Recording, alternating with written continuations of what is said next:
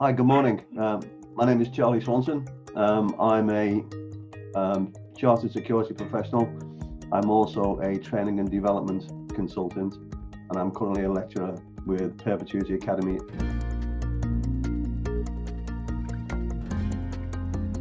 I think security professionals must be seen as subject matter experts. It means that our peers outside of security must look towards us as those go-to people they would approach when they need correct advice and guidance, and that can only be achieved, in my opinion, through the right levels of training and development.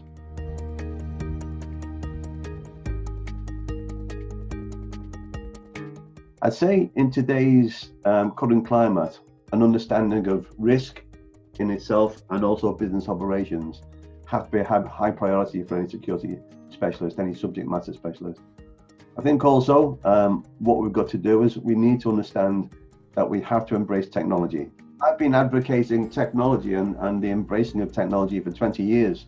There's no question. And this particular pandemic has left us in a position where, if we don't understand technology and we don't understand virtual learning and virtual conferences, we're going to lag behind. And again, the security industry, the security sector, we struggle at times to ensure that people see us as professional.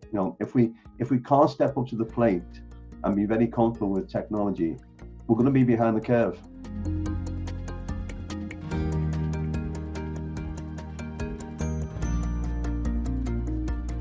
All good training courses really should be a good blend of practical and vocational training, such as business awareness, technology, supported by sound academic underpinning.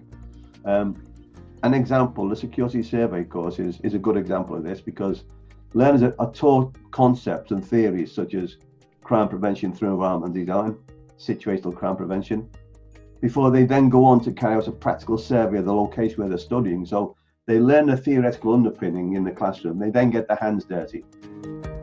And security surveying is all about trying to get where you shouldn't go and asking questions that you shouldn't ask.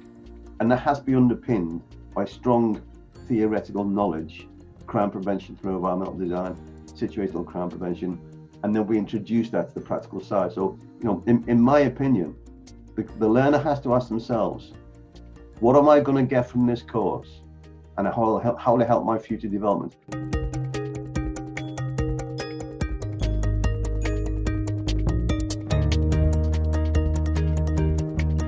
The first part is I would ask, unless it's a bite-sized training course or a leisure course, why would you sign up for a training course, a vocational training course, without any qualifications or accreditation?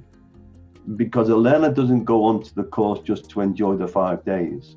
They go onto the course to prove that they are at a level which says to their employers or higher academic education bodies, this is the level I've achieved. And one of the problem is security professionals tend to enroll in training courses to prove that they can meet stringent criteria for the qualification or what the employer wants. And in terms of the second part of the question, I'd say that it's critical to consider the different levels of training, particularly when thinking about career development. Generally speaking, I would say security training courses from level 2 to level 4 tend to concentrate on the vocational side of learning, practical experiences such as security surveying, carrying out crisis management, installing CCTV or access control. Levels 5 and above tend to concentrate and focus on the academic side of learning, courses such as the level 5 security management diploma course through to the MSc or level 7. But learners have to understand the level of learning that they're expected to take on board. Otherwise, it's not just inefficient, it's ineffective, it's unfair.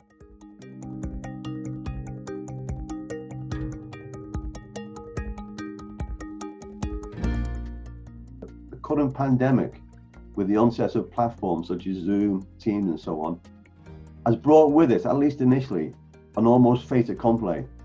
The mindset that virtual online learning is now really, for some time anyway, the most effective means, the only means that's available, not to everybody, but to most people. We are in a transition period, and I think at the end of it, we'll have far more people thinking, I'm tech savvy, I'm comfortable learning from home. I can study and research at 3 o'clock in the morning. I can have a tutorial next day. When virtual learning, it's there. It's in our hand. It's easy. It's relatively easy now, and it will only get easier.